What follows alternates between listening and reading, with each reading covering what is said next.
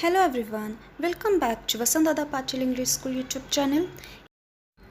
In this video, we will learn the first topic from 9th standard geometry subject. We will see the concepts which are based upon practice set 1.2.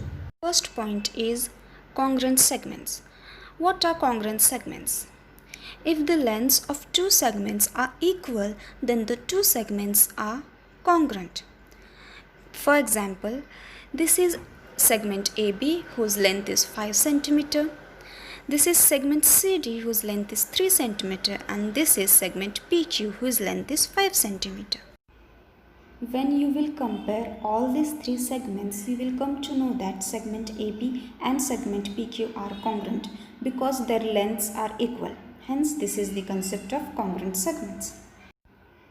Now we will see some examples based upon congruent segments from practice set 1.2. First question is, the following table shows points on a number line and their coordinates. Decide whether the pair of segments given below the table are congruent or not. A table is given here which contains the points and their corresponding coordinates. We have to check whether the given segments are congruent or not. First one, segment DE and segment AB. We have to see whether these two segments are congruent or not. To see this, we have to first find their lengths. So let's see the solution. Coordinate of point D is -7, coordinate of point E is 9. We can get this information from the above given table. Now we have to find the distance between these 2 points by subtracting a smaller coordinate from larger coordinate. Here 9 coordinate is greater than -7, so we will subtract -7 from 9. Therefore, distance between the points D and E is equals to 9 minus -7. Minus will become plus, which will be equal to 9 plus 7. Therefore, distance between the points D and E is equals to 16.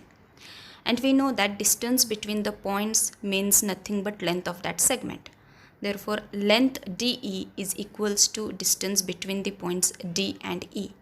Therefore, our length of segment DE will also be 16. We will consider it as equation number 1. Now, with the same method, we can find the length of segment AB. So, coordinate of point A is -3 and coordinate of point B is 5. We can get this from the above table. We know that 5 is greater than -3. Therefore, we will find the distance between these 2 points by subtracting larger coordinate minus smaller coordinate. Therefore, distance between the points A and B will be equal to 5 minus -3. We know that minus will become plus. Therefore, it will be 5 plus 3. Therefore, distance between the points AB is equals to 8. This is nothing but length of the segment AB. Therefore, we can write it as length of segment AB is equals to 8. Name this as second equation. When you compare equation number 1 and equation number 2, you will come to know that length DE is not equal to length AB. Hence, if lengths are not equal, that means that segments are not congruent. So, my answer is segment DE and segment AB are not congruent. Now, in the same way, you can find whether the given 2 pairs of segments are congruent or not. Now we will learn what is meant by midpoint of a segment. If A-M-B and segment AM is equals to segment MB, then M is known as midpoint of segment AB. We will see this by using a figure. You can see here M is in between A and B. M point is between the point A and B. But M is known as midpoint if and only if segment AB and segment MB are equal. Now we will see what is the actual meaning of this given sentence. Its meaning is AM and MB are equal, and these both equal parts are equals to half of segment AB. Otherwise, AB is 2 times AM, or we can say that AB is equals to 2 times MB. This is the concept of midpoint of segment.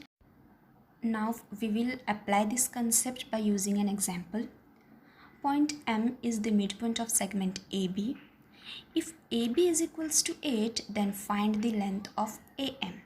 See, according to the given condition, we can draw here figure that M is the midpoint of segment AB. We know that AB is given, that is 8. So I will write length AB is equals to 8. Reason is given. As we know that M is midpoint, so I can write it as length AM is equals to half of length AB. Why? Because here given is M is the midpoint of segment AB. Now I will put the value of AB, which will be equal to half into 8. We know that half of 8 is 4. So length AM is equals to 4.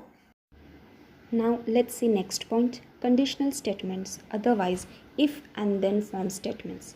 The statements which can be written in the if then form are called as conditional statements. Let's see an example. If the diagonals of a quadrilateral are congruent, then it is a rectangle. Here in this statement you can see if and then words are used. So it is known as if then form statements. And it is also known as conditional statements. Why? Because in this geometrical statement a condition is there, that is a quadrilateral must be rectangle if and only if their diagonals are congruent. Condition is there, so it is known as conditional statement also. Now we will learn what is meant by antecedent. The part of this statement following if is called the antecedent. For example, you can see an example here. In this, the underlined part is following the if word, so this is known as antecedent. Otherwise, antecedent is also known as given part. Hence, in this statement, the diagonals of a quadrilateral are congruent is an antecedent.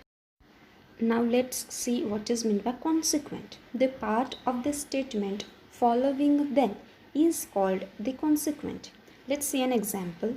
If the diagonals of a quadrilateral are congruent, then it is a rectangle.